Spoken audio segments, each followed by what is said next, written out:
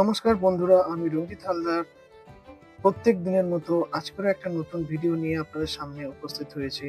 তো ২২ তারিখে আমি ধনে গাছের দানা, মানে ধনেপাতার দানা আমি ছড়িয়েছিলাম। তো দেখুন ২২ তারিখের পরে আজকের ৮ দিন হয়ে গেল। গাছগুলো কত সুন্দর বেরিয়েছে, ছোট, ছোট দানা।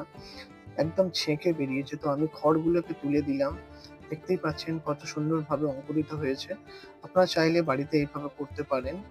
একদম কোনো সার ছাড়া জৈব সারের মাধ্যমে। তো আমি এইগুলোকে খড় সরিয়ে তুলে দেওয়ার পরে এর মধ্যে আমি দেখুন ঘুঁটে আমার গুঁড়ো ছিল সেগুলোকে আমি ওর মধ্যে ছড়িয়ে দিয়েছি।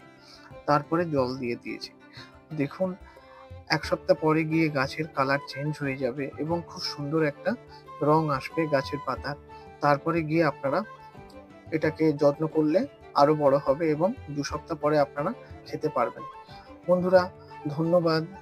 চ্যানেলটা ভালো লাগলে আপনারা লাইক, শেয়ার, কমেন্ট করে দেবেন এবং বেশি, বেশি আশীর্বাদ দেবেন যাতে আরো বেশি ভালো ভিডিও আপনাদের জন্য আমি উপস্থিত করতে পারি। ধন্যবাদ।